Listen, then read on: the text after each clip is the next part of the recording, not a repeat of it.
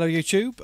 Right, so welcome to this part of my kind of in-depth walkthrough and tutorial and review and whatever you want to call it of the Moog Model D app. Yes, I call it Moog. Get over it.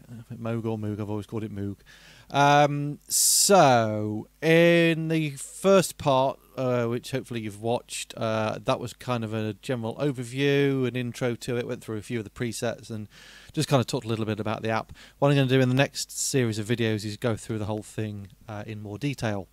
So first one for this part, we are going to be looking at the oscillator section. I'll do the oscillators and the mixer together because they kind of go hand in hand. So we're going to start with an initialized patch. To do that, we've got the save button up here at the top.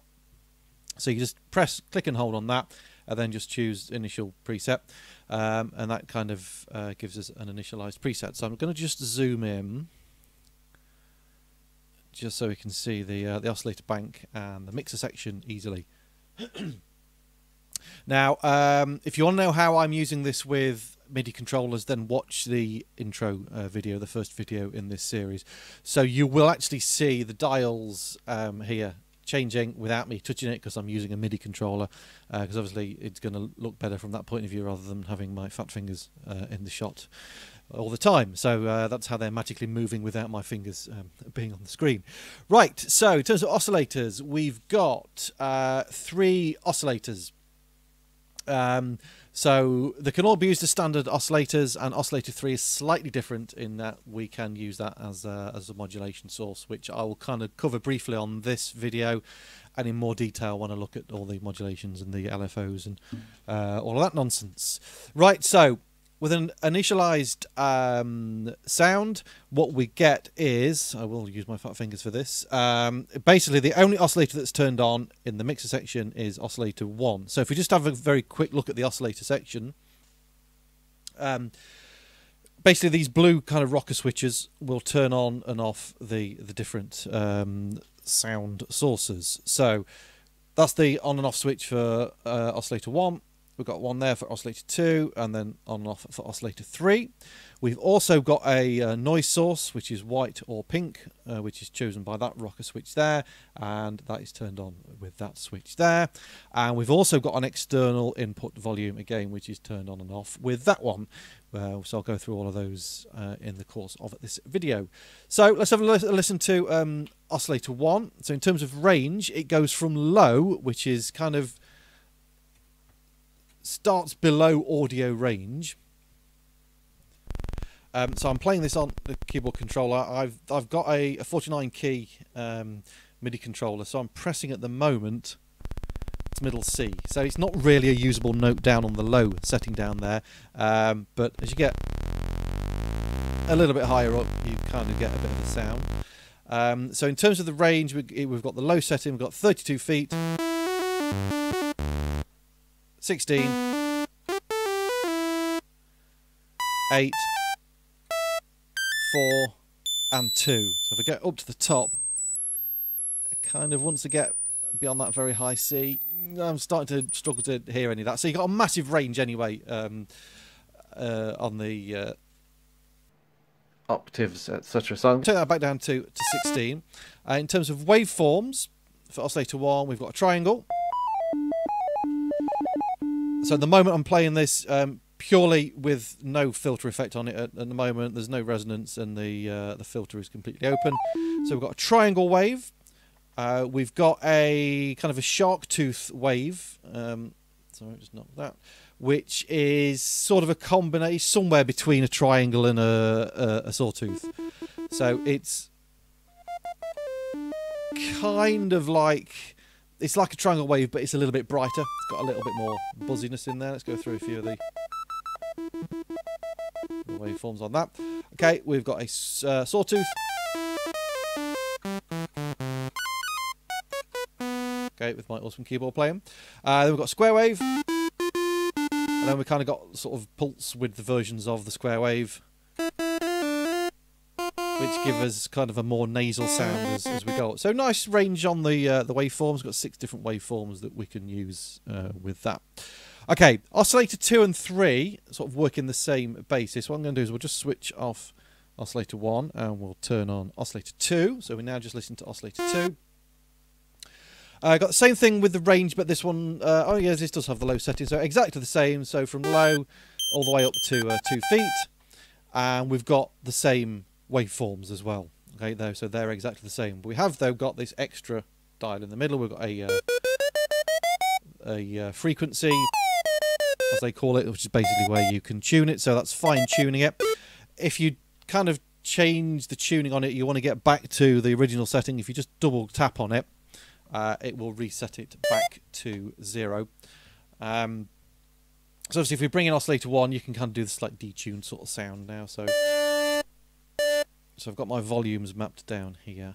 So let's bring them both up to full. Okay, so that's with it kind of synchronized together. And then if we start to take it off a little bit.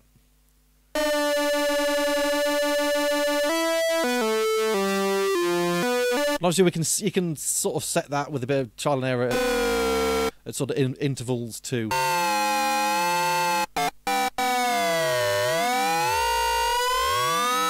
Let's change the waveforms.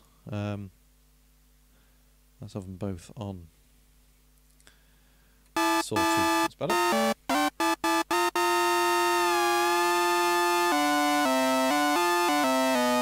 Okay, so you can get kind of, obviously with the 3 oscillators going, you can actually get a chord, you know, set 1 to a 5th, 1 to a 7th, or a 3rd and a 5th, and so on.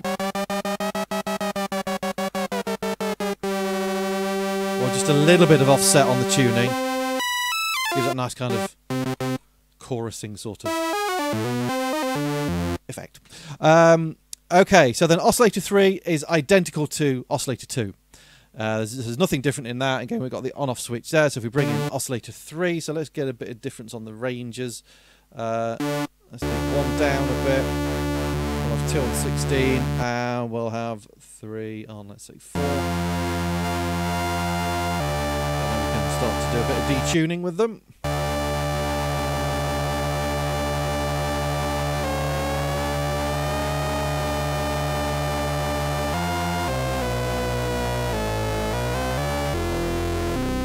So you can get some lovely, lovely fat sounds out of it, which is very nice. Now, oscillator 3 is slightly different in that it's got this orange rocker switch just here. That enables us to sort of decouple that oscillator from the keyboard. So let's just turn down, in fact, I'll turn them off. Okay, so at the moment, we're just listening to, let's just reset that on that, to oscillator 3. Oh no, I'm doing wrong dial. Let's just take that down to there. So at the moment I'm playing that up and down on the keyboard. If I turn that off, so I'm going up and down the keyboard now, and we just get the same note. So in kind of modular synth terms, it's like you've unplugged your CV connection and we've just got a gate connection. So we're getting note on and note off, and we can tune the note with the frequency. So I believe when it's in the middle, it's set at C. So the first thing we can do with this, a quite nice thing, is if you want to have like a constant C in the background, and then we can bring the other oscillators in over the top, and I'll show you what it can do. So if I bring in oscillator 1, I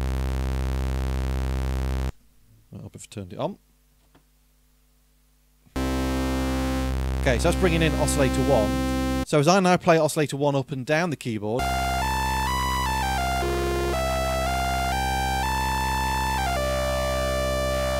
okay, hopefully you can hear we get underneath that oscillator 3 just keeping on that same note. So it's like you've almost, you know, if you're kind of holding down a lower sort of sub-bass note with your left hand and then playing a melody with your right hand, but you can do it all with one hand, which is pretty cool. Bring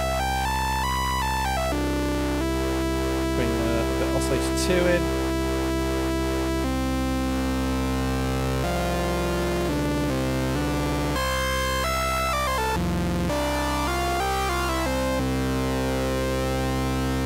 Okay, so straight away, just with basic bit of messing about with that, we've got quite a nice sound with that like droney bass sound underneath, which is something I've not kind of come across before much on the synth, so it's quite a nice little touch.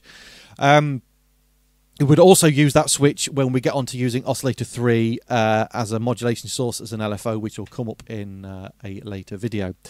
So if we go back over to, let's switch some stuff off. We'll just go to Let's have them all on. Let's take oscillator 3 down an octave as well.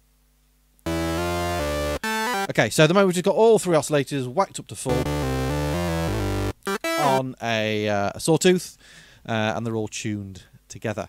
So we've got, let's have a look at the external input volume. Obviously on a hardware synth you can plug another input source into it. What this basically does on here is it takes the output and routes it back into itself, so you kind of get a bit more sort of overdrive distortion-y kind of sound. So this is, I've turned it on, and then hopefully you'll hear it as I kind of gradually increase the volume, and you should see that little overload light lighting up. So it just gives it a little bit more edge. So that's without.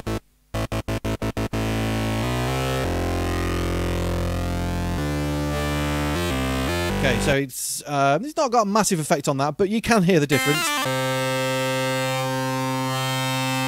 Okay, and it's just like that little bit of extra overdrive and stuff that we can use. And we've then got a noise source. So let's just turn all the other oscillators down. We'll bring the noise up. We've got white noise. Got to turn it on. Yep, very exciting. It's noise. And we've got pink noise, which is basically kind of like a little bassier version of the white noise. So obviously, let's go back to white noise because I prefer white noise. So obviously you can use that for percussion-y drum sounds, but also if we bring in kind of like the oscillators as well, we can obviously blend a little bit of noise in. Let's bring the external input in as well.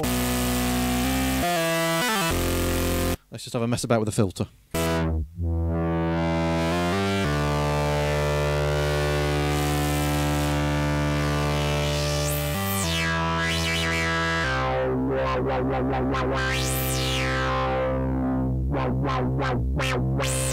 So, straight off the bat, just with using that and a little bit of filter, we can get some pretty nasty sounds out of this synth.